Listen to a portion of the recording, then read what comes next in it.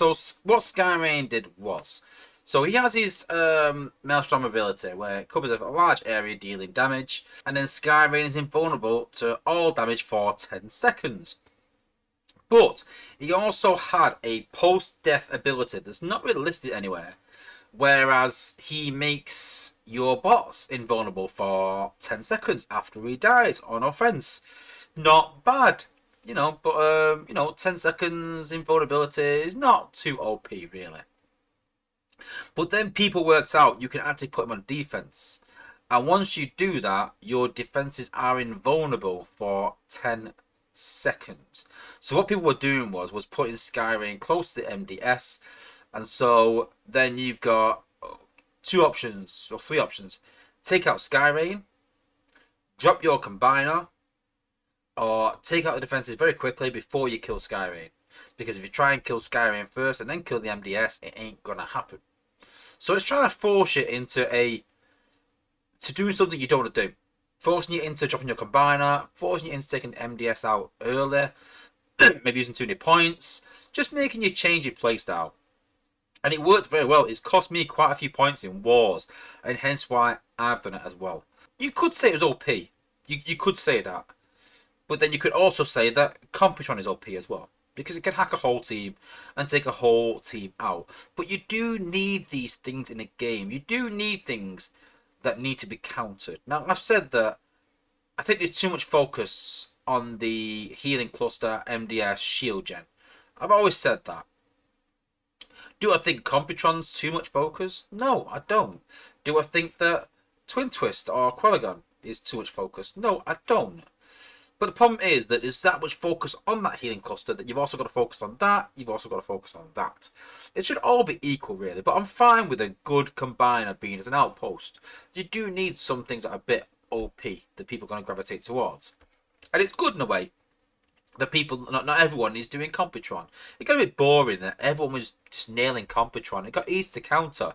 So it was something different and it worked.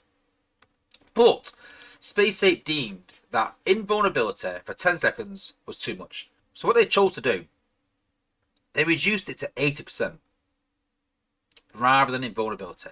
So on attack, your bots take 80% less damage. On defense, your defenses will take 80% less damage. So if your jet does 10k damage, it will only do 2k to a target. So I said to Dale, I said, what's the point in this? I don't think it was crazy overpowered, doing 10 seconds of vulnerability. It was mentioned in a stream that happened, so it is part of it, it's not a bug.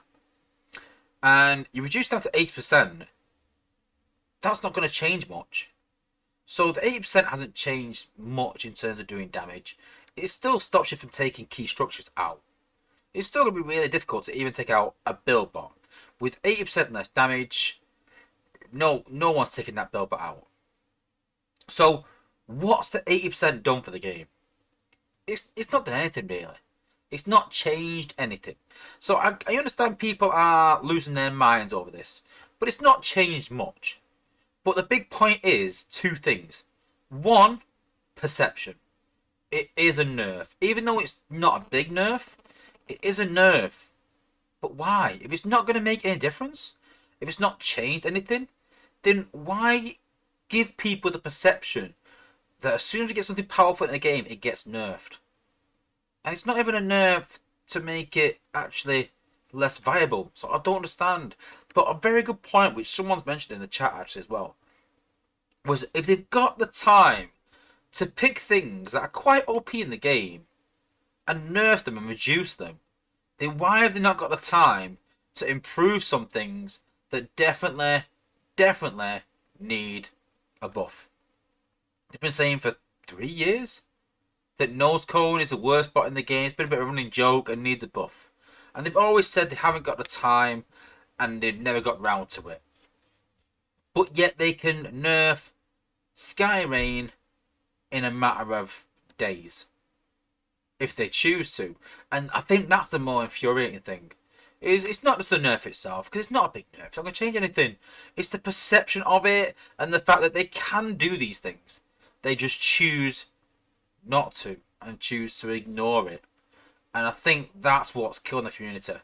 Is that every time we get something good, it gets nerfed.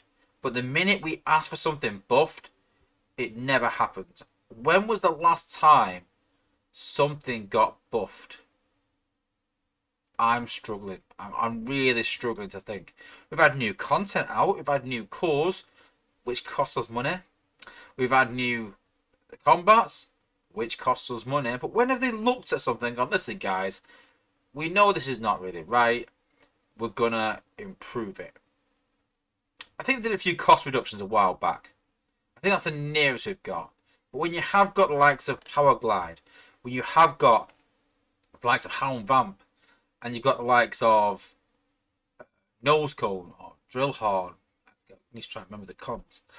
You know, these bots have waited for a long time for a buff, and it's sort of everyone can agree that these bots are not used by anyone for that reason. Then let's give them a buff as well. I talked about balance changes a while back, and I think it'd be good for the game rather than keep having these nerfs. But balance changes goes both ways. You would get nerfs, but you'd also get buffs. So if they said to us, listen, we think Sky Reign at 100% invulnerability is a bit too much, so we're going to reduce it down a little. But what we are going to do is, we're going to buff Victorion. We're going to give her a 20% buff, a 10% range increase, and something else. Then I'd be a bit more understanding. I'd be like, right, okay, you deemed that a bit too powerful, and you deemed her not powerful enough. Tie them both in together. Don't make it a huge negative. Tie it in with a positive. I think they'll find that people are a lot more receptive. And I think that when they make the decisions, they're not looking at it as a community decision. As in, what it creates perception-wise. They need someone. They need some PR. They need some PR training, I think. Honestly, because as soon as I saw this, I was like, oh well, I know what's going to happen. Everyone's going to be kicking off. Everyone's like, I've had enough of this. I've invested this combined. I want a refund. And that happened exactly. But you know what? It's not made much difference. It really hasn't, honestly. So I don't see what the point of doing it is. I really don't understand. I wish someone could tell me the difference. Obviously, I know that what the difference is between invulnerability and 80% reduction. But I don't know what's achieved. I don't know what's achieved at all. I'm lost.